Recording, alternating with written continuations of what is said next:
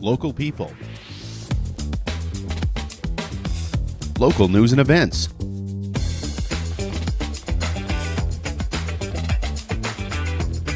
local sports, local matters. For all things Lloydminster and area, this is Live with Kurt Price. Well, thanks for joining us here at Border City Furniture today. I think we have a great show for you ahead of Remembrance Day. Now, back in May, myself and all of our guests traveled to Europe on a war memorial trip, and I've invited them on the show today to talk about that experience. So we have with us this morning my wife, Heather Price.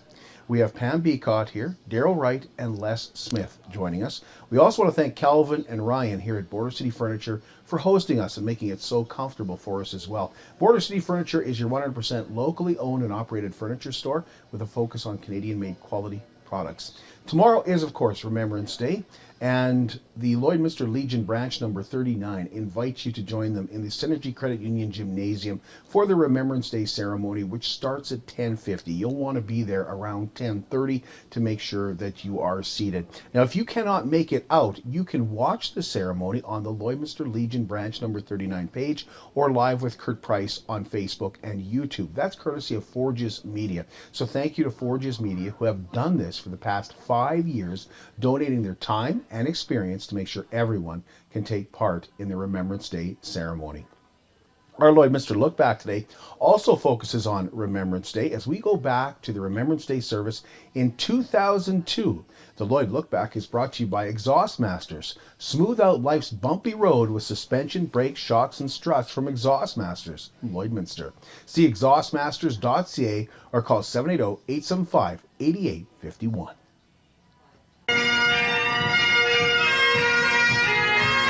It was a solemn ceremony commemorating the sacrifice of those who fought for Canada. Ewart Brown, F. Bullock Webster. As the Roll of Honor was read for local soldiers who lost their lives in battle, it was hard for veterans not to remember those friends left behind. It's recollections. I think back of all the comrades that were with me that are no longer with us now, that are over in Grosbeak, most of them, Grosbeak Cemetery in Hong. For Bert and Len Lafoy, war buddies and friends weren't the only ones to worry about. I had a brother in the Air Force, and me and my other brother here, and then I had one sister in the Army and one sister in the Air Force too. So there's 5 of us all together that was in the service. Bert was involved in D-Day and has many memories of the event when the Allied forces stormed the beaches of Normandy over 58 years ago. Whenever I went in with my bunch, I had 189 men. When we got onto the shore, I had 44 left out of that.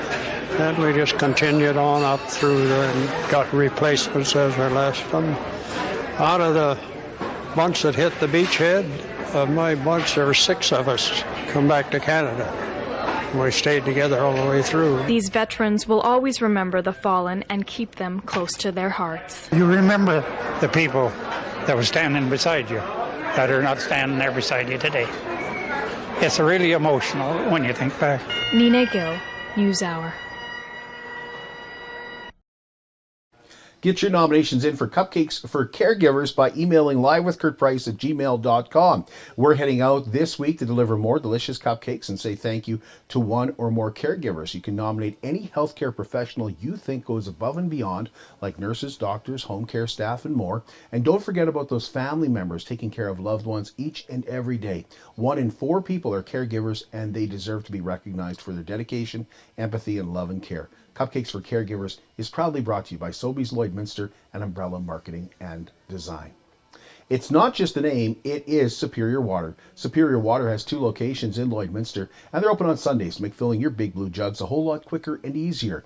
And if you want great tasting water right from your tap, call Superior Water and ask about their under the sink reverse osmosis systems. 780-875-6636. I drink Superior Water because I like the taste, and after all, it is Superior Water. Open on 57th Avenue, Monday to Friday, 8 to 6, Saturdays and Sundays, 10 to 5, and they have a coin-operated location by 7-Eleven just off Highway 17 South.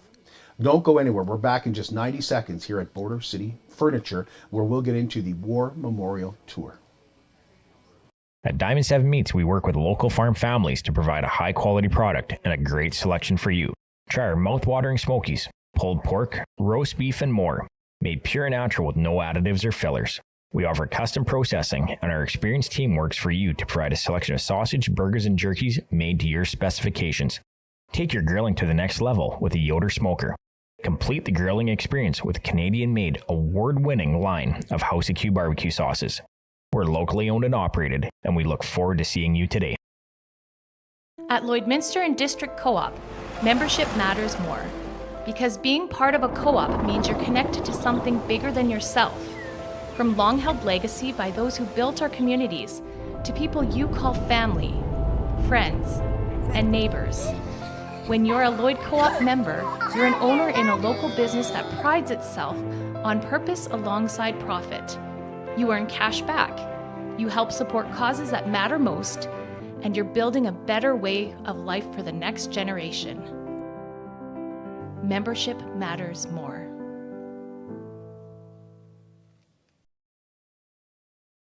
How can you help support the oil and gas industry and jobs in Western Canada? The answer is closer than you think. Sell your scrap metals to PWM Steel. PWM sells scrap iron to Evraz, located in Regina.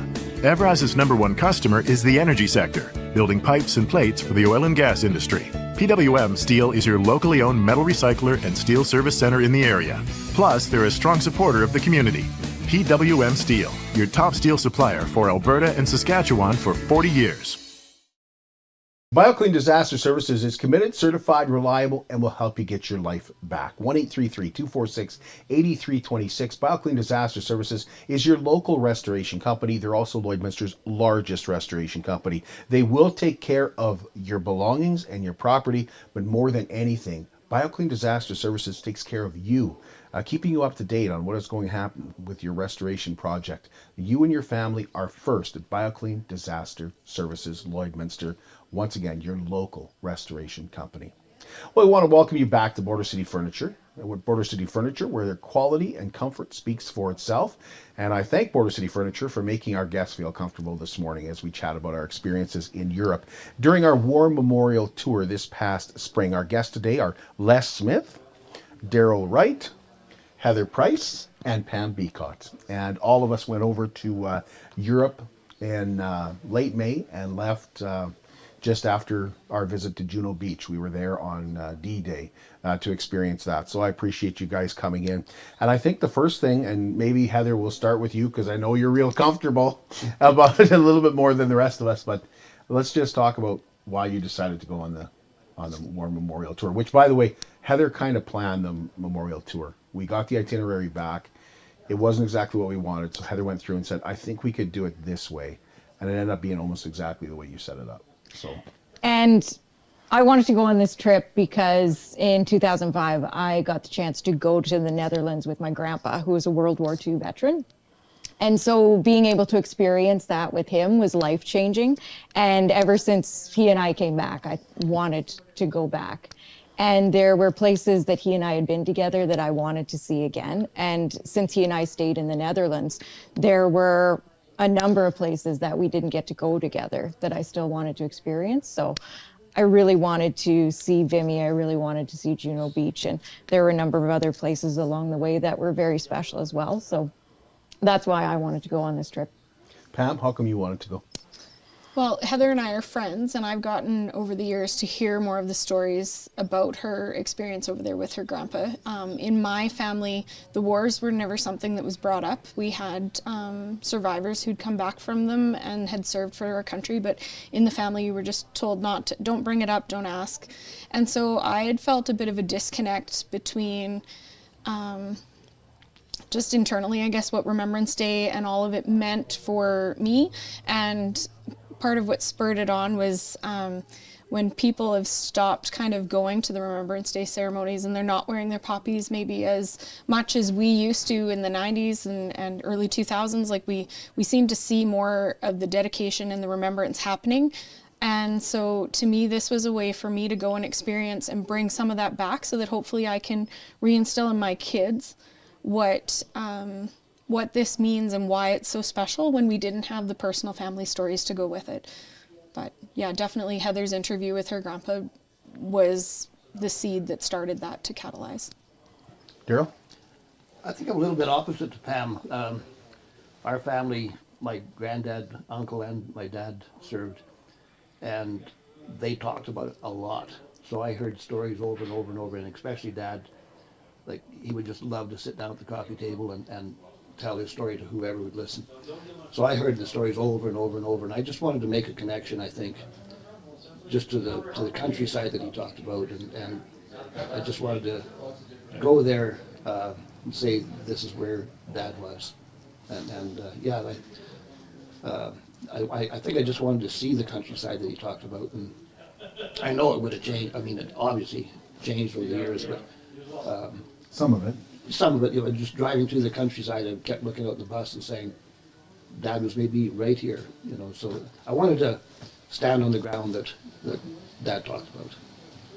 For you, Les? Well, my grandfather was in the First World War, and he was at Vimy, and we believe he went through Passchendaele, and he was on Mons on the last day. He was injured once, went back to England to recuperate. I think it was shrapnel in his arm, type of thing, and then went back after recovering. Wanted to walk on some of that ground that he probably was on. Vimy was a big eye-opener. And the waste of human life is just, you can't put words to it. So, he never talked about it much. He talked about good things that had nothing to do with fighting, type of thing. But when it came to the fighting part, it was never discussed. He was asked one time about if he wanted to go back over and visit, and he would not go back. So, Vimy stuck with me. Like, Vimy was so emotional. Mm-hmm. And the thing that I think when I went over, I felt like I knew a lot about World War II, but maybe not so much about World War I. And what I learned from World War I is exactly what you said, Les, the waste. Mm-hmm. Like in World War I, it was basically, we'll send our guys out of the trench, you send your guys out of the trench, and we'll see what happens. And if we take this ridge, we take this ridge. And if we don't, then next time we'll send 300 more guys.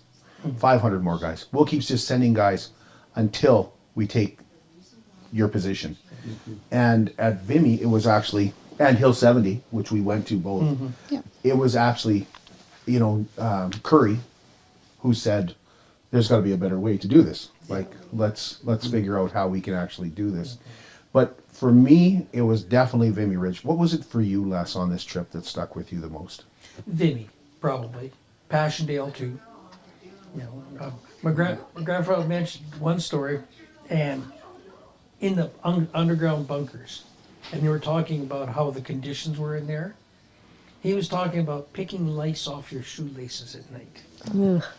I mean, it was not pleasant. Mm-hmm. Yeah. There was a time where you and I were walking out from Vimy. We couldn't decide which side was the front side. That monument is just incredible. Yes. Mm-hmm. And I don't know about you, but I think every Canadian should go see Vimy Ridge. Mm-hmm. Yeah. Like, Yes. it's just amazing. Yeah. Darrell, what stuck with you? Well, I was like you. I heard so many stories from Dad again of World War II, so I had a lot more knowledge of World War II. I actually knew very little, if anything, about World War I.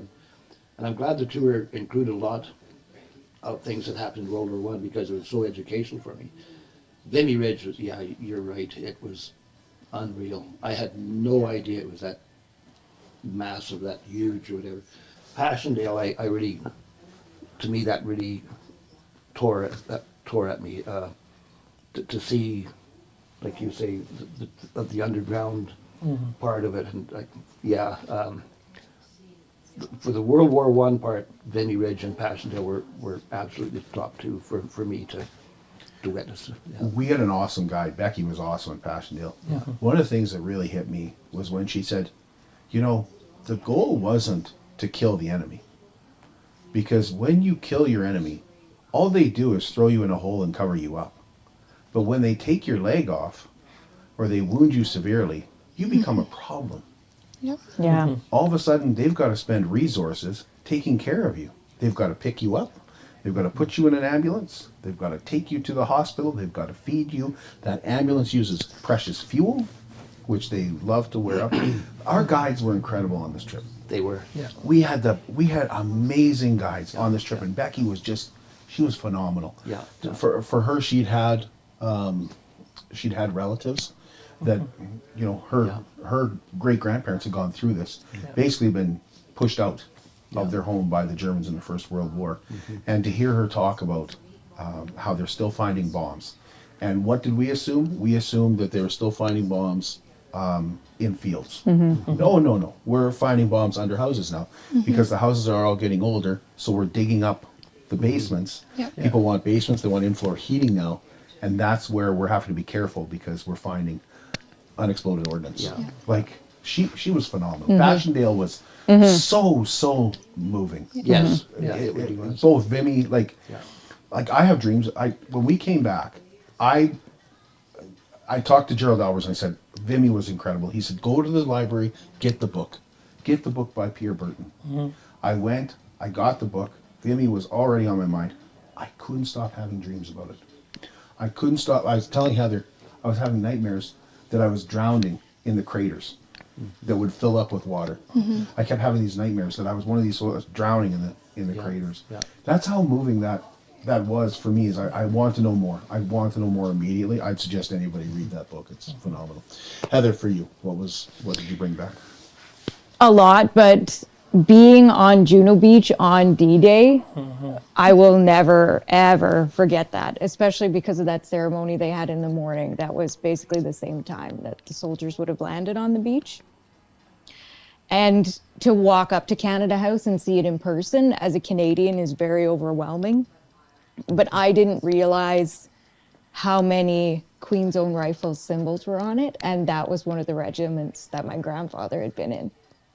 So to be there, to witness their ceremony, and to be on the beach where they landed was incredibly emotional, and to see that people had left roses on the beach that morning was very powerful. Darrell, it was where your dad arrived. Yeah. I felt the same experience at Juno Beach. Dad was at Juno Beach 1 week after D-Day, because he was with the Air Force. And I often wondered why that was. I never asked him.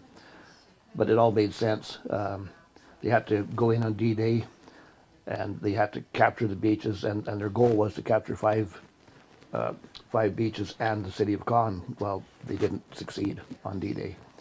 And then after they got their threshold on the beaches, then they made way for the Air Force to come in later. That's where Dad's stories more or less began. But yeah, that was very moving, just to stand there and pick up the sand and say, this is where Dad was, right here. Yeah.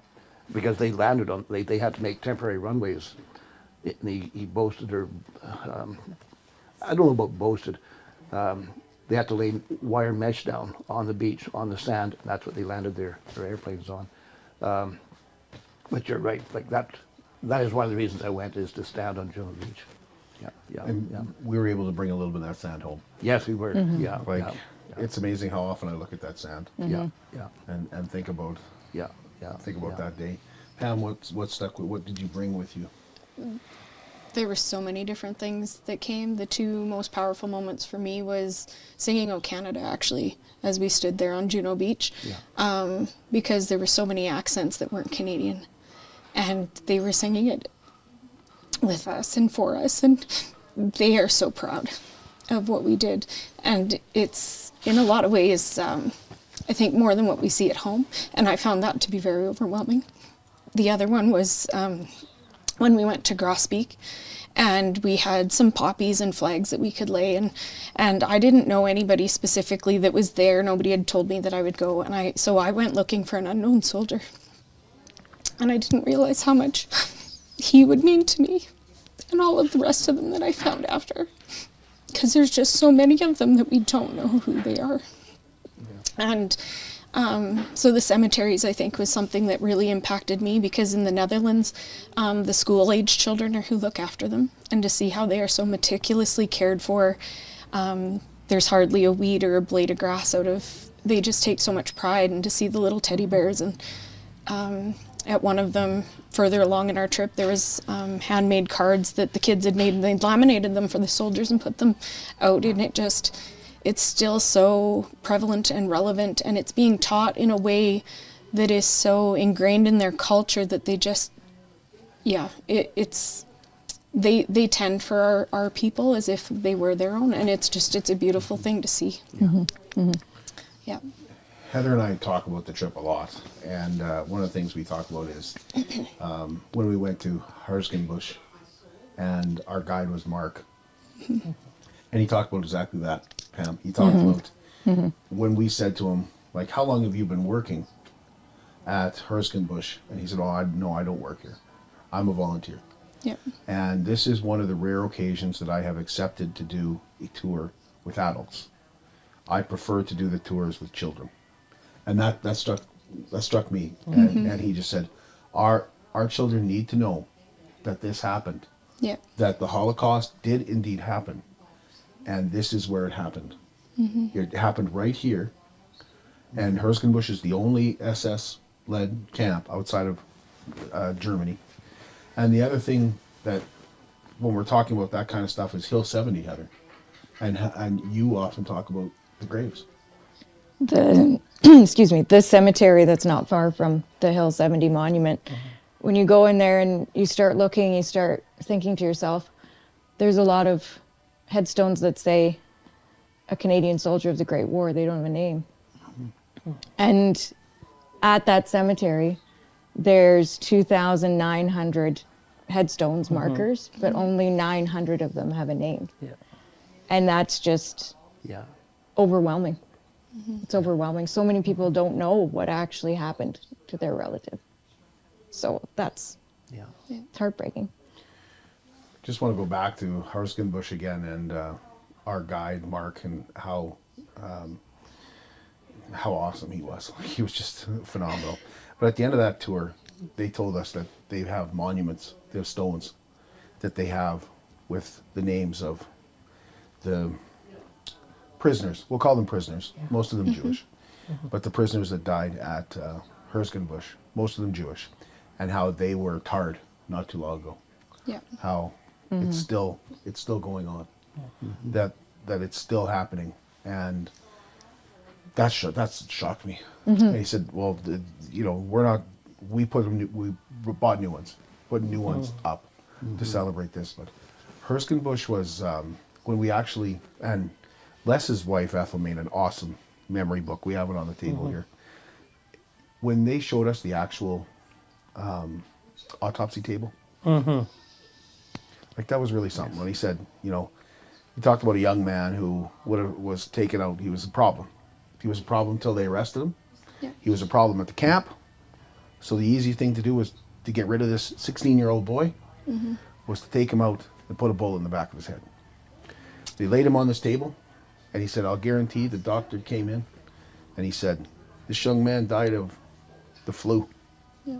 Well, they talked about that area where they executed so many of the prisoners didn't exist. And yet he goes, we can walk there. Like, it's right there. Yeah. So it's not that it's not real. Like, there were so many moments that, even just seeing the crematorium, those openings aren't big enough for any of us to fit in. Like, how emaciated and how small were these people when they, And then to hear the I guess the rally cry within it, because it was a working concentration camp. And was it Phillips worked around to try and hire and specifically try and shelter some of the Jewish women that were there, because they tried to extend their lives by being able to give their workers extra food and some different things. Like, so there was unsung heroes trying to rally in these ways, because the locals didn't realize what they were building. That was something that stuck with me. When the local contractors had been made to make these warehouses and different things, they didn't realize what they were building until the fences went up. And they realized, as they brought trainloads of people to them, what was starting to happen. They just couldn't believe it was happening there. Yeah. Because the lifeguard, wasn't it, at the local pool? He had heard shots, yeah, Yeah, was part of it. Like, at the lake. Yep. and then people would try and smuggle in food with the construction workers, but if they were caught, then they were often looked after, I guess. Yeah. It just, He told us that there's a 9x9 room, and they put 74 women in that room and left them there at night yeah. in a 9x9 room because they were gossiping at the camp. And 10 women died in the night. And they were just so Yeah. congested in this 9x9 room. And how the commander of the camp was punished. Not because 10 people died, but because that qualifies as a meeting. The prisoners aren't allowed to meet. We can't have them talking. Yeah. There was And too many of them together. There's too many of them together. Yeah. So you need to be punished because Yeah. you put too many of them together. Not because 10 people died. Yeah. Yeah. But because there's stories like that. Like That's- yeah. when you reflect on Darrell, is there any stories like that that You know, there was so much to consume. I swear I sit here and I probably forgot half of it already. But I'm sure there is a story or two. I just have to think about it. But what Pam just said, yeah, that kind of brings back what I heard. Stuff like that is just unreal. And I'm going to go back to what my dad talked about again. Not so much about the tour, but they took over concentration camp at the end of the war, and just to listen to Dad's stories about what he's seen at that concentration camp. And like he said, anybody that says that didn't happen, he said, I'll tell them it did because I seen it with my own eyes. Yeah. So when I went to that concentration camp, like all I could think about was Dad's story about how they took one of those over. That's And, incredible. Yeah, I'm sorry. The whole tour was so overwhelming, shall I say? Like now I'm just sitting here thinking, whatever happened? Like what? there's so many memories that There's come so back. many memories.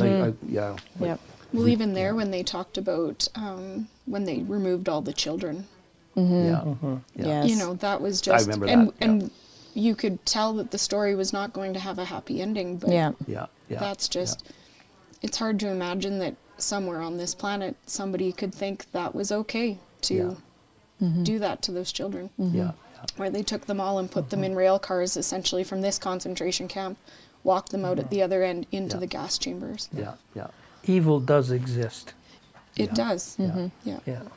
You came with us to the Anne Frank house. Yes. Les. You guys got up in the middle of the night, bought tickets, made sure you got in there.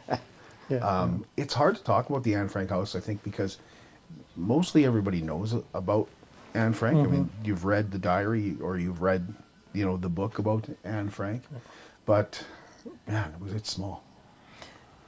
Yes, and to be hid in that basically attic for that length of time before being discovered. And almost making it. Yeah, and the help they had from other people, it's amazing. Because I think today, would that happen? I don't know. The sink sticks with me. Like I know the cupboard is there. Yeah. It's in a glass case. It's the actual cupboard. Yeah.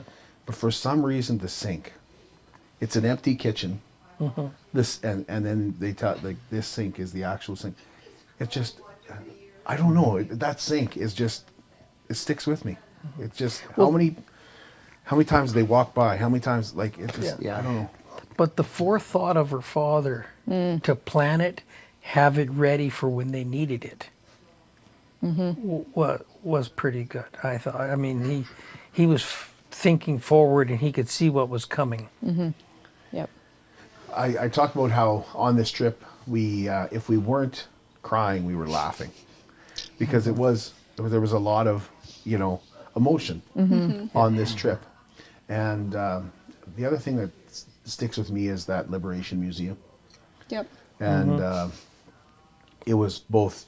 It was funny because we had a gentleman with us that set off the fire alarm by accident, and not so much by accident. He pushed it once, it didn't go off, so he pushed it again. Yeah. But I was standing right In there. fairness to him, there was a sign that said, for English, push the button. It Yeah. just Yes. wasn't the right Yes. button. it just Yes, wasn't the right that's button. correct, That's yep. correct. Yes. Yeah. Yeah. But the Nazi flag that hung over Nijmegen is in there.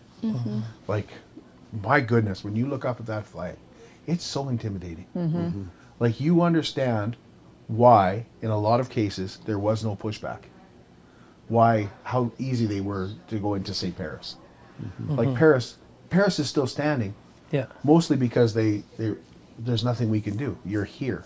You're here to take it over. You have it.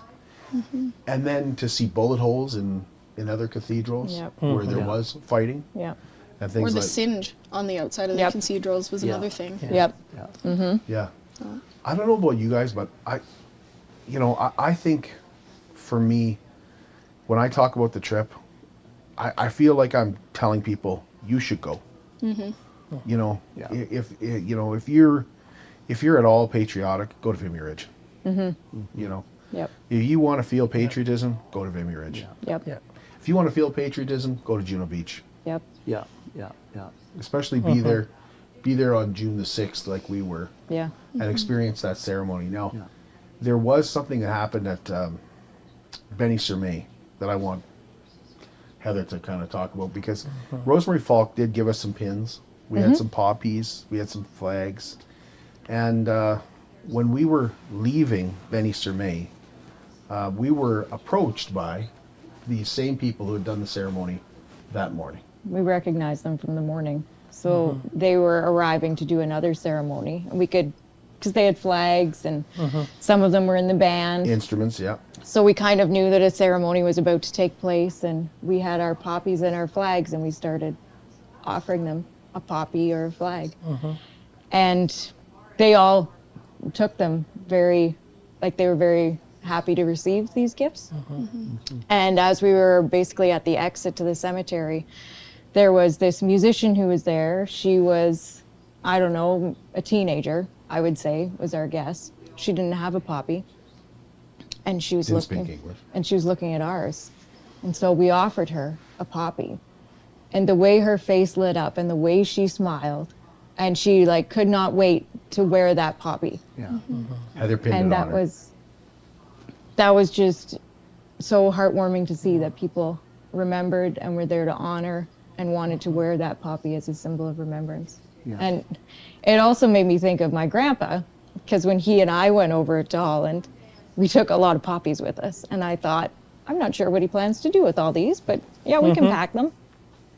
And within, I think, 3 days, we had run out, because he would walk up to everybody who didn't have one and say, would you like a poppy? And then he would explain to them the importance of the poppy, and then he would pin it on their jacket for them. And so when we were doing that in the cemetery, I was like, this is just what my grandpa did. Yeah. And Pam, you talked about how it's just, the cemeteries are just, especially Benny-sur-May. Yes. The roses are this big. It's trimmed just beautifully. It's just, it takes such good care of it. Unbelievable. I found it such a juxtaposition that you could be in such a beautiful place that is so sad at the same moment. Yes. Because they really have. They've honored them in every way they possibly can by keeping their stones clean from all of the way that they're even laid out is very aesthetically pleasing to the eye, because at different cemeteries we had different ways, of doing it, and it's just so different. Returning to the poppy, though, I didn't realize how unique Canadian poppies are amongst poppies, because they often, in the countries we were at, it was either the poppy or the cornflower, wasn't it, that they wore? And they seem to have poppies kind of everywhere. People wear them more than just leading into Remembrance Day. But I didn't realize, like you say, how excited they would get for our little poppies. Like ours pop off our jackets and we think nothing of it over here, and yet they'd be searching for that, I'm sure, if they lost their poppy, right? And it just, I don't know, it was warmed you up. One thing that got me, and I hope I'm not changing the subject here, but did anybody else notice when we were on the bus on the way to Vimy Ridge and we went through a little village, and we came to an intersection, and there was a house on the corner, it was right there before me, and they had the maple leaf was in their brickwork. And I just thought, wow, and then I remember talking to someone. I honestly can't remember where this was, and I was talking to this guy, and he goes, "Oh, you're from the States?" I went, "No," and I said, "We're from Canada." "You're from Canada?" He just lit up, and that's one thing that really overwhelmed me is like how respected the Canadians are over there. Unbelievable how how they like, At one of everything the was for Canada. at one of the cemeteries, I ran into some locals and sort of the same sort of thing. You get visiting with them, and they're like, "Oh," and they thanked us on behalf of their ancestors because they said they would not be here without the Canadians. Going back to Becky at Passchendaele, the other comment from her that really I felt was when she thanked us not for all the soldiers, but also for all the care after and the compassion and the humanitarian aid afterwards, because she fully credits, she said, like, neither one of the sides of her family would likely have made it without the Canadians coming to assist in the rebuild, because we hear so much about the war and the soldiers, but the ones who went in to help clean up afterwards, like, they aren't forgotten either. No. They're very much like everybody is being remembered over there, whether they know their names or not. And it, like you say, it's overwhelming, the amount of pride they have in a country that is not their own. Right. Yep. Yeah. At Hill 70, you overlook, on the monument, you overlook a huge flag that is In the in a cement. big circle. And when you're walking to the monument, there are leaves, Imprinted. maple leaves, Maple leaves. in maple leaves concrete. imprinted in the cement. Yeah. You're talking about when we went through the actual town of Vimy, and they had Okay. that circle, Yeah. and it was all maple leaves, and it pointed the way to Vimy Ridge. That was amazing to me. Like when we were Yep. driving up to Vimy, Yeah. and Heather I had my head down or something, and Heather said, "There it is," and you look up and you're like 10 kilometers from it. Yeah. But And you can see it. Right. And then you get Right, to Vimy, right. and then you like. The other thing that we haven't talked about is maybe some things that maybe surprised us on the trip, and one of those things might be Essex Farm. We're going to take a break, and when we come back, we'll talk a little bit about Flanders Fields and why that surprised us a little bit. At Jason Arden Associates Cooperators, we're proud to be a top-rated local insurance company that offers flexible solutions and expert advice for all your insurance and investment needs. We'll work with you to tailor your insurance specific to your needs, and we offer investment advice that always puts you first. At Cooperators, one of our core values is to give back to the communities that we live in. Thanks to the support of our clients in Lloydminster and area, in 2023, Jason Arden Associates has donated $40,000 to local nonprofits, charities, students, athletes, and other special events. How does your insurance company support our community? I'm Brian Zinchuk of PipelineOnline.ca. I used to be a pipeliner, and I've spent the last 15 years reporting on energy in Saskatchewan. PipelineOnline.ca provides comprehensive coverage of light oil, heavy oil, lithium, helium, power production including coal, wind, solar, geothermal, natural gas, and nuclear. There's a lot happening in Saskatchewan's energy sector, and Pipeline Online is there for all of it. No one else comes even close. It's more than just taxes at L&A CPA. Assurance, accounting, retirement planning, estate planning, business consulting, financial consulting, farm program support, and bookkeeping. But yes, there is always taxes. The team at L&A CPA is committed to helping you achieve your best results and will be there to assist you every step of the way. L&A CPA, with offices in Provost, Vermilion, and Lloydminster. Welcome to Wellings of Lloydminster and a community of ageless explorers. At Wellings, age is but a number, adventure always part of the day. Come experience carefreedom living at Wellings of Lloydminster, where adults 55 plus enjoy a vibrant, stress-free way of life with a whole lot of fun. Stop in and say hello to the new general manager, Nicole, at 7211 72nd Avenue on the Alberta side, and visit wellingsoflloydminster.com for more. Wellings of Lloydminster, carefreedom living starts here.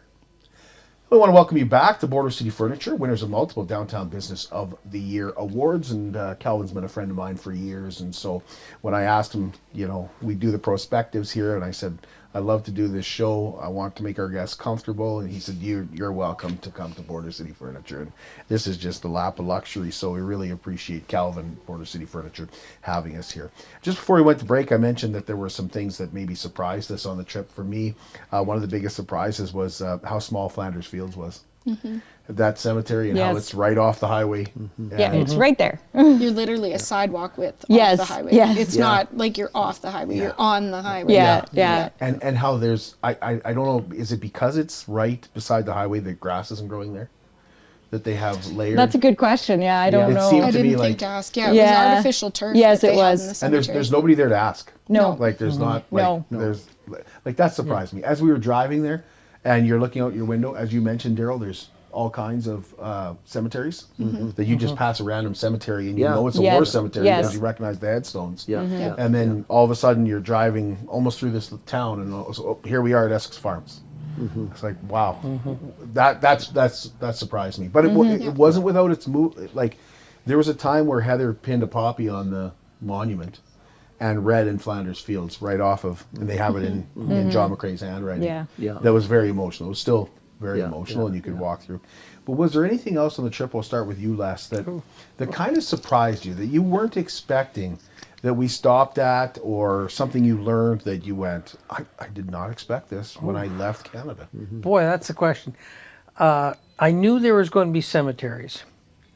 The amount of cemeteries was, I think, eye-opening. And like you earlier mentioned, the amount that are inscribed with known unto God, and that's it. You know, maybe the nationality, if they could figure that out. There's lots that didn't even know that. Absolutely. And they're still finding remains. When we were Hill 70, there was fresher graves of remains that have been found recently through construction or from whatever reason. And so they're still finding this after over 100 years. Well, at Meningate, how many names are there? And it's all unknown. And the Meningate ceremony was moving. Yes. And it happens every night at 8 o'clock. 8 o'clock, I think? Yep. Every night. You nailed it, Les. Every night at 8. And even through COVID. Even through the Second World War. They just moved it to England. For that. But the ceremony still happened. That's incredible to me. That was incredibly emotional as well. And the amount of people, I mean, it's just another day. But the amount of people that showed up to watch that ceremony. Well, and we started standing out there, wasn't it, almost an hour in front? And then I'm estimating there was at least 500 people. And like you say, it was a random Tuesday. It wasn't a specific day that we were honoring. So when they find the remains of a soldier, they will take his name off the Meningate because he's now identified. The Meningate is for unidentified soldiers.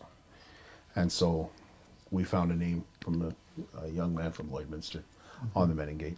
And who knows, maybe someday they'll find his remains, they'll identify him through DNA and take his name off the Meningate.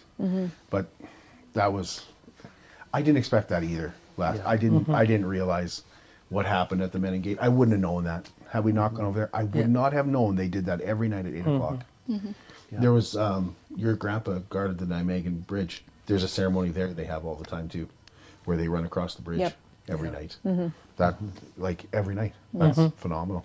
Was there anything, Heather, that surprised you that you didn't expect? I think the stop that surprised me the most was Beaumont Hamel, because I wasn't familiar with it, and it's so well done. And they've preserved so much of the trenches, and they just tell the story simply as how it happened, and very tragically happened. I just did not expect it to be as moving as it was, as powerful as it was, and the monument there too. It's something to see. It's amazing to see. But the way that the trenches are still there, and you can see the danger tree, and you can see beyond how far they had to go and how they couldn't make it past that danger tree. Can you just tell a little bit about Beaumont Hamel? You'll have to correct me if I get it wrong, but it was a battle in 1916, and it was the Newfoundland Regiment that was involved, and they weren't a part of Canada yet. And I forget the number of soldiers that started the day. 800 started the day. And they would go out of the trench, and they were basically going down a hill. And they were trying to capture the German trench. And the majority of them met their end by the time they hit what they call the danger tree. And so when roll call happened the next day, I believe there was 74 soldiers left. I think so. Don't quote me, but I think it was. Well, and I believe our guide said that the vast majority of them, they figure, were dead within the first 30 minutes, wasn't it? Because as I stood there, I can remember thinking, but this is such a small field. Like, you would have been crawling over your friends to try and, they would have had to have been stacked. Like, I just, I can't imagine. it's interesting too, because we talk about how we saw battlefields. That was a battlefield. Mhm. Like the Canadians thought that they had destroyed the area between them and the Germans. They thought they'd taken out the barbed wire, the pigtails, all that kind of stuff. They thought they'd taken it out. They hadn't. You A can lot of still the- see some of the. You can still see. You can still see it. It's the exact same stuff. They Yeah. haven't replaced it. It's there. Yeah. They've left it. But a lot of those ordnance didn't go off. They Yeah. just landed and never went off. They just sunk in the mud. And so they would have been crawling through all this stuff, and they would have been sitting ducks right there. And then, half of them didn't make it through. Just an incredible loss of life in such a short time. You can't. Yeah. It's hard to take it in. It's hard to make sense of it. Well, and to think of what that percentage of men meant to Newfoundland at Yes, the time, because yes. they weren't just Canadians, they were specifically from Newfoundland. That's got to be a big percentage of their population. Yeah. And that monument is made of Newfoundland granite. Yeah. So they trucked it over, they shipped it over there, and then they made this incredible monument with this beautiful caribou, which Monty, our guide, said was a moose. Yes. We tried to correct him how many times? He wouldn't Numerous listen. times. No, it's a moose. It is definitely a caribou. Yep. Yeah. It is for sure a caribou. But there's also a sign. There's a sign that shows you where Newfoundland is. It points the way. There's a marker, yeah. There's Yeah. a marker that points your way. And it says how far away it is. Yeah. Mm-hmm. Like they did that monument up right. Yes. Yeah, they did. Like it's and when you stand up there, and then you can see the other cemetery on the far side, and they say, well, just off that cemetery, Yeah. that's where the Germans That's where- were. So they yeah. we call them Canadians, and they're Newfoundlanders. at They the were time. Newfoundlanders, yeah. They started here, and then that's where they had to go to. And see that tree out there? They didn't make it there. Yeah. Yep. That's Yeah. Pam, was there anything that shocked you on the trip that you weren't expecting? That One of the big ones was how close the trenches were at Vimy Ridge, because at one point Heather and I were in opposite trenches and we didn't have to raise our voices and we could have had a full conversation.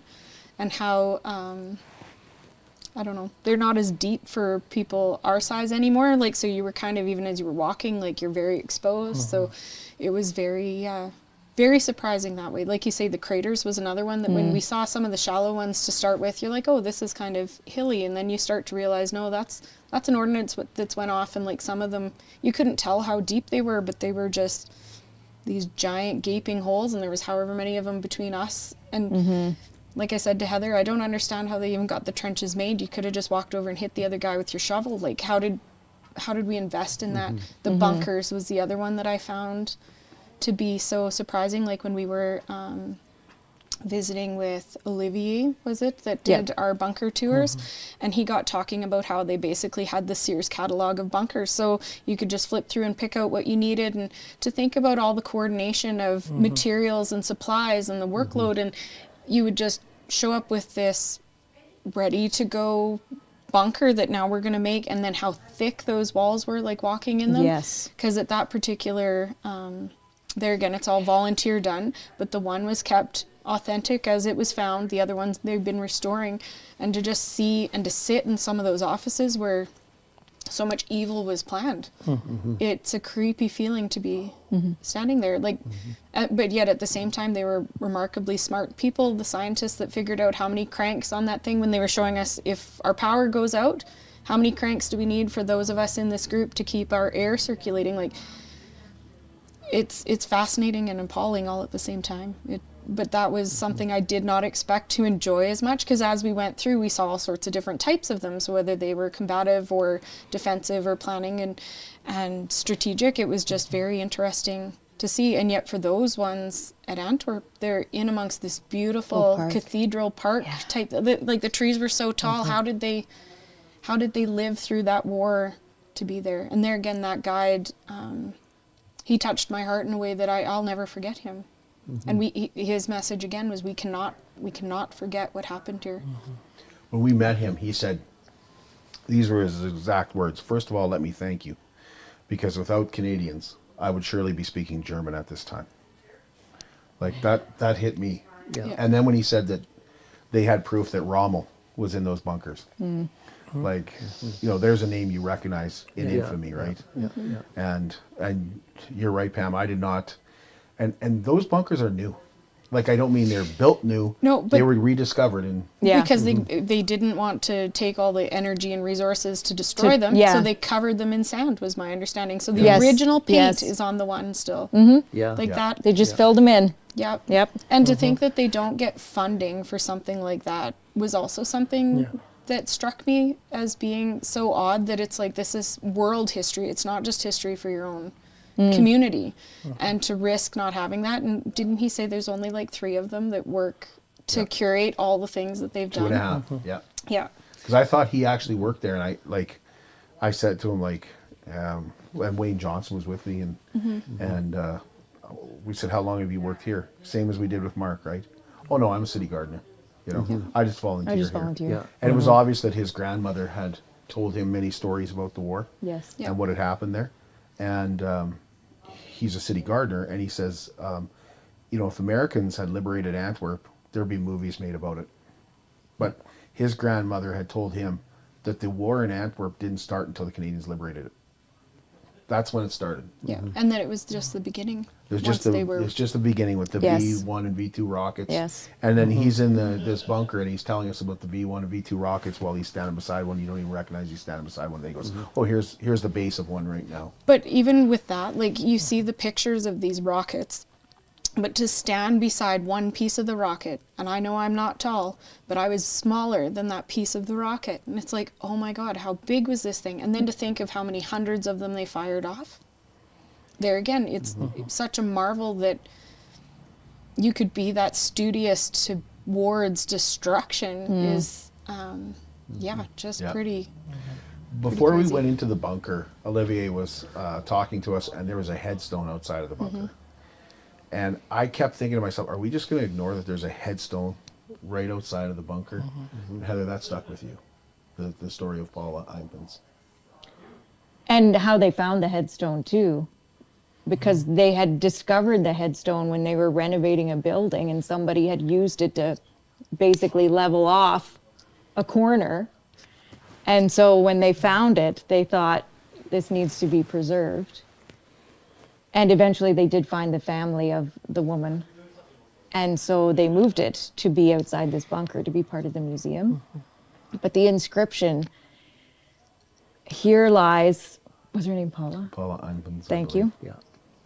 Cowardly murdered by the evil Nazi beast. That's what the inscription on her headstone says, because of the awful way that she was killed. Because she was out getting a loaf of bread or something. She wanted to get groceries. And one of these bombs went off and it killed her. And she was an innocent civilian. And so for her to die in that awful way, but for them to put it on her headstone so that it's never forgotten, is just, it's very powerful. There was a moment before we went into the bunkers where your face turned white. I saw it. Tell us about why. My grandpa had told a story that he had heard when he was fighting in World War II. You can hear this on the radio each Remembrance Day. He said that he was told by numerous sources that there were a lot of people who had been in a theater and this bomb had gone off and so many people had died, and the impact of the bomb was so much that the bones weren't bones anymore. Like, it had all turned to, basically, I think butter was the word he used, because that was what he had been told. But he always said to me, I didn't see it. But this is... I don't know if that happened. But this is what I was told. I didn't see it myself, but this is what I was told. And when our guide was speaking about the bombs and one of the worst that had gone off, it had killed how many hundreds of people because they were all in one place. And you had asked. I said to him, what type of building was that? And he said a cinema. And your face just went white. Because she knew right away. Grandpa was, the story that Grandpa heard was true. And it was after that in Antwerp, you couldn't have more than, I think it was 50. They banned large gatherings. Couldn't have gatherings anymore because these rockets they had for the first 3 months, I think Olivier said, for the first 3 months after the Canadians liberated Antwerp, they had no defense for the V1, V2 rockets. They didn't know how to stop these things. And he said they would fly over lower than a plane. You would see them. Well, he said when you didn't hear them, that's when you needed to worry. Yeah. Yeah. At the Liberation Museum, a few of us sat into air raid bunker, and that simulation was insane. And then to go there and have Olivier talk about that and go, you know, to think of the rumblings and how much that would go. And then it goes silent, and then you'd hear this boom. And the way that they'd done that demonstration was interesting too, because you could feel it, right? Yeah. And some of us, we kind of cheated. We left the door open because it was too real. Yeah. Darrell, I kind of skipped you. But No. That surprised you. First of all, every one of the events or stories you brought up, I have to echo. I was so moved by that. The bunkers was one thing. I couldn't, like Dad mentioned, bunkers. I had no idea that they were that, like you said, the walls were that thick. And I guess Wayne and I hung around a lot, and we were just constantly saying, where did all the cement come from? Like, where did all the labor come from to build these? And there was like, and I think that's what really moved me was, like,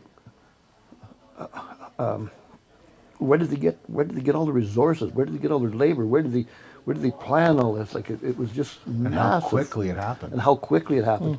There's one thing that did really kind of hit me a little bit, and Remembrance Day is it's remembers, right? So I think it was in Caen, France. I might be wrong, but I'm sure it was in Caen, France. Everybody kind of went their own way for a little bit one afternoon, and I said to my wife, I said, what are we going to do? And I was kind of a little bit, like, I couldn't walk far, and so I was a little bit hung back from the rest of. And I said, you know, Laurie, I said, I just feel like going for a cup of tea. And we did. We went in this little restaurant, and we ordered a cup of tea, and I got talking to the owners, they were a young couple, and I started telling him, I said, my God, we just toured Juno Beach, and that was so moving, and I started telling him what I knew about Juno Beach through my dad. And he went, oh yeah, I know all that already. He says, that's exactly what it was. I know that.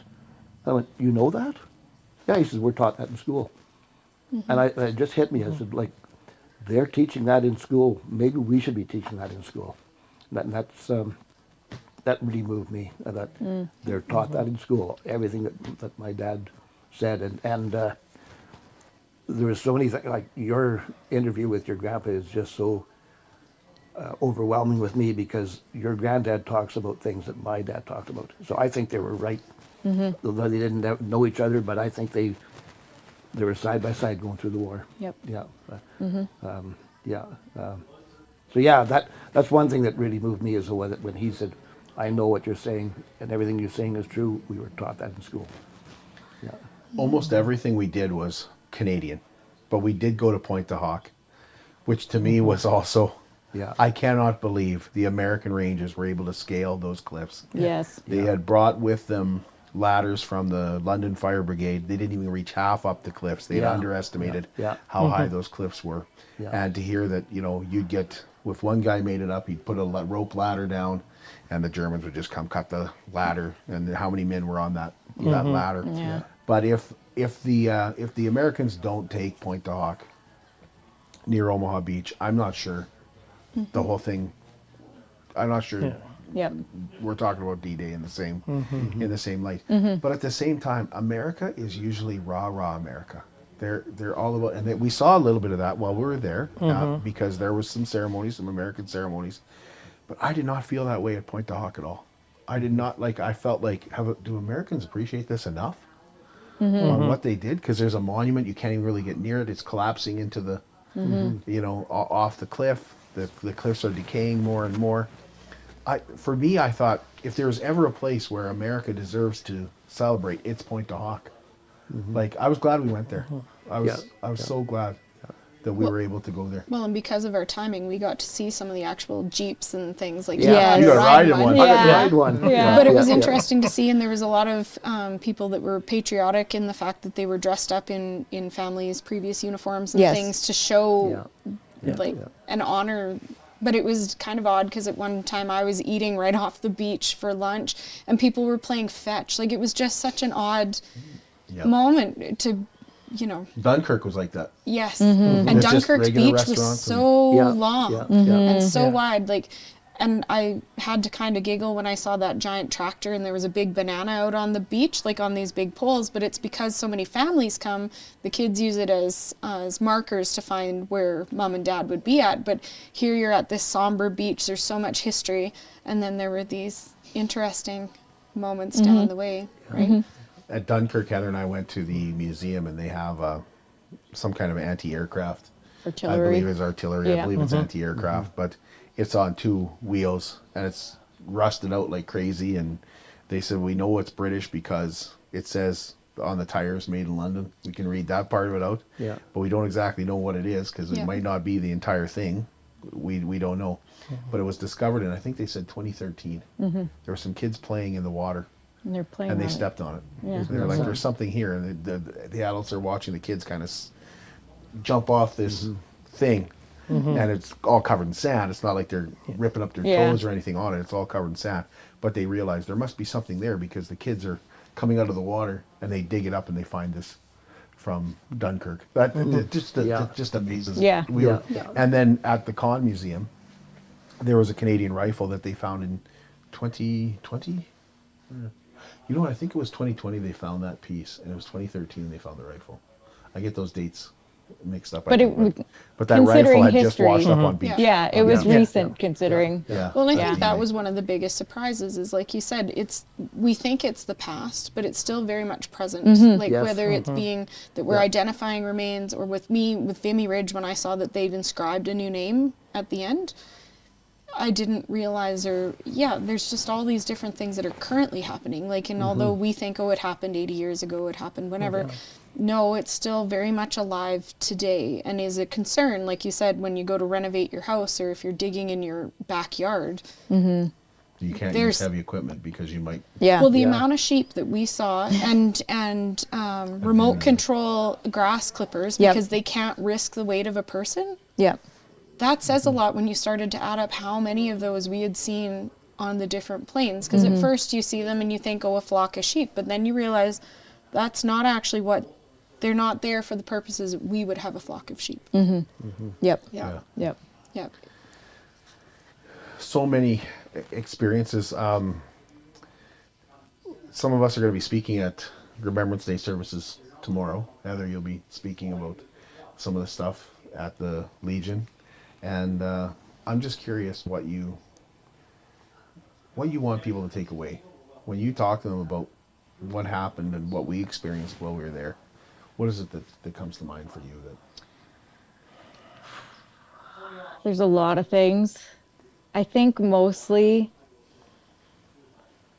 the great sacrifice, and not just the people who fought, but the people who were supporting those people who fought.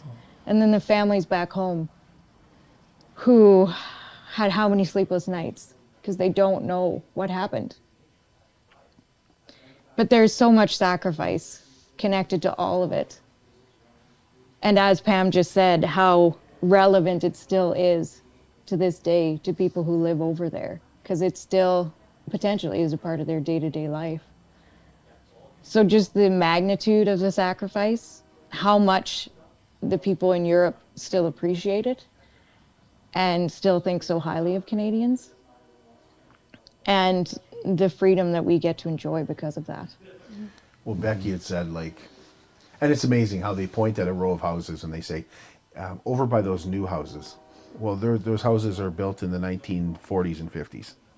They're not new houses, but over there, when things are 800 years old and still standing, that's new. That's new. Yeah, it's new. We don't stick with that. But now I lost my train of thought. But when Becky was talking about I did lose my train of thought. You Well, had said something in that triggered regards it, to some of those houses, like they talk about having to fix them up and things. They were piles of rubble that they put, like they rebuilt so much of Yes. so many of these Yeah. towns. It wasn't that they just had to fix them. There was piles of stone. And that was something that hit me too when they were like, oh, well, we just had to rebuild a bit. And it's like, no, like you guys built from base back up. Completely. You reused the same stones, but you still had to rebuild completely. And that was something Yeah. that I think because of how the phrasing of it I didn't realize how much it had to be completely rebuilt. So I remember what I was thinking. I was thinking like how everything is so current. How Becky was telling us, like what Russia has done in Ukraine is exactly what Russia did to France at the beginning of World War One. I mean, Germany did to Or France. Germany did to France. Yeah. And how when she's like, when you in North America, when you hear President Trump say, make America great again, you probably hear make America great again. What we hear over here is make Germany great again. yeah. For what happened in World War II. Yeah. It's very similar to us. And it didn't help that at the time that we were there, Trump was having his military parade. That Yeah. really did not help things in Europe. They're so on edge Yes. over there, and they Yeah. likely still are. Well, I But think it when was we the were there, they were. Liberation Museum had an entire section of their museum has been redone to talk about the similarities, unfortunately, that are happening in North America and how they paralleled what had happened in their past. And there again, every single one of our interpreters or guides at those places said we cannot forget what happened because it can't happen again anywhere in the world. And I think they were using that sort of as a warning to be like, we can't be complacent with our freedom and our values. Like, I think in a lot of ways, us as Canadians, we're very polite, and so we maybe don't stand up and proclaim our love of the soldiers and things because somehow we're meant to be peaceful more than, standing up. But I think this really showed where we should be proud of those that did do more than just voice their concerns. Like, we had that one display where that mom had received the 3 pennies in the same day. From each penny represented a son lost at war, and all 3 of her sons died in the same battle, but they didn't think to send the pennies at the same time, so she had 3 separate knocks on her door that day. Like, you just don't think, I don't know, it's a different way of standing up for what we believe, and sometimes we maybe don't voice it in the ways or we think we're somehow being rude, but to see that and to take pride in the fact that our ancestors stood up for us in an ultimate way. Yeah. There are 9 sets of brothers buried at Benny Survey. Yep. And that's something you talk about often. But Les, is there something, like if you were talking to somebody about this trip, what do you hope to get through to them? The waste. The amount of human waste that they thought so little, and they allowed that many people to die for not a whole lot. I mean, we do have freedom now, but why it all started and so on. Stepping back, I think it was the Liberation Museum. There was 2 tanks sitting out front. Yeah. One was a Sherman tank from the Second World War. And the last one is a modern tank, blown up and burnt out. That was a Russian tank that they brought from the Ukraine to put on display, which I thought was kind of unique. Yep. Bringing into the modern time. Definitely. Oh, it's still stuff going on. You mentioned the waste. When we were at Passchendaele, Becky told us that they used to have I believe the sign said Commander Haig Street. Okay. I don't think it was a general. I think it was Commander, or was it General Haig? It might have been. It might have been General Haig. Anyway, they've changed it. They've taken off any kind of acknowledgement that this refers to him, and now they just call it Haig, because his belief in what they needed to do at Passchendaele was to just send more people. Yeah. Just we tried that yesterday, and we lost 500 men. Well, then tomorrow send 800. The next day send 1,100. Yeah. Just keep, he just kept doing it over and over again, and the human waste. that came from that. Thank God for guys like Curry, Canadian, who step up and say, no, you know what? We can destroy 100 meters ahead, then we'll take that, then we'll destroy another 100 meters and we'll take that. And like the creeping barrage. The creeping barrage, Yeah. exactly. Yeah. Like, thank goodness that somebody had the knowledge and the whereabouts to say, we can do things different and we don't have to lose. Because we lost, what, 60,000 in the First World War, Canadians, and 50,000 in the Second World War. Well, in the First World War, the last 100 days, it was Curry and Monash. Oh, but no, I'm saying right. The Australian commander. They're the two that planned the last 100 days. And that's basically, they're giving them credit. Thank goodness for them. And for Curry, after the war, he was not treated very well in Canada. No. He was treated like royalty in England. He would dine with the king and queen. But in Canada, He's just another guy. well, they kind of shunned him a bit because, you know. One thing I didn't realize until I read the Vimy Ridge book was how much rum they fed these guys. Right? Oh, you're getting nervous? You're getting scared? Yeah. Here's some rum. My grandfather, one of his responsibilities, and I don't know if it was Vimy or when it was, but was dispensing the rum ration. He was a teetotaler, did not drink. So if there was any left, it was returned. Darrell, what do you hope people take when you talk to them about this trip? I don't know. I'm at a loss of words sometimes because everything was so massive and so moving but I honestly think the biggest thing is we just have to realize the ultimate sacrifice that generation made for our freedom today. That's what it all boils down to, is where would we be today without the people that went through all. How glad are you that you went? How glad am I? Oh, because you were on the fence. You were on the fence for a long time about going. I really wanted to go the whole time. It was just a matter of the timing of the year. The money. Well, that too. Yeah. But well, I guess for Darrell, the money doesn't matter. Yeah, right. What's a penny to a millionaire? Yeah, right. Do you know any more good jokes? Anyway, I'm so glad I went. I can't say how glad I really was that I went. Like, it was so moving. It was so Juno Beach especially. Like, I just all through the tour, okay, yeah, I get this, I get that. But when I got to Juno Beach, that was this is what I came for. You kind of inspired your son. He wants to go now.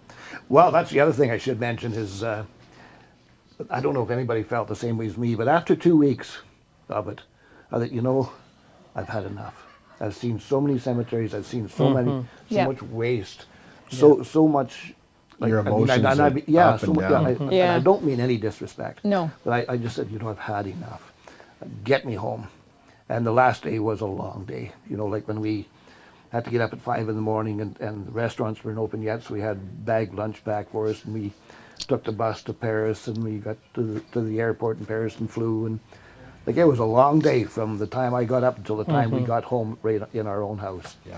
And I had enough when I left England. I said, Europe, I'll never be back. That's what I kept saying, I'll never be back. And got home, the boys and the family came over to meet us. Tell us about it. What it was like. And I started talking about Juno Beach. And Brandon said, I'd love to go there. And I'll go with you. Like, less than 24 hours later, I was ready to go back. Yeah. So and I think Pam touched on something, and you just touched on something as well, that I really hope that when people hear about the trip, they're inspired to go, because there are certain things that you just can't explain. Like hearing your country's national anthem in somebody else's country and having them all sing it, you can't describe what that feels like. I think that's something you have to experience. Right. Being on Juno Beach. Yeah. When they've laid roses there, when they have a ceremony. I don't think you can adequately describe it. Being at Vimy Ridge, it is a powerful monument, but I think it's something that people should experience if they have the opportunity to. Absolutely. Because you just can't adequately describe how it makes you feel and how moving it is. So I hope that when people hear about it, they think to themselves, that's something I would like to do. That's somewhere I would like to see. Yeah. Just the bravery too. The bravery of these guys. Like, man. Yeah. Like And just going over there and knowing there's a good chance you're not coming back. And they were all so young. I was just going to say that, Pam. When you looked at those at the headstones, yeah. To find somebody who was older than 29 was very, very few rare. in the 30s. Yeah. Most of them seemed to be 21, 23. They weren't very old. And like, because they always say that the men went to war. And realistically now we look at these guys, most of them aren't even finished their university degree. We don't consider, like, yes, they are grown men, but they aren't men. And so I think I was surprised at how many were so young.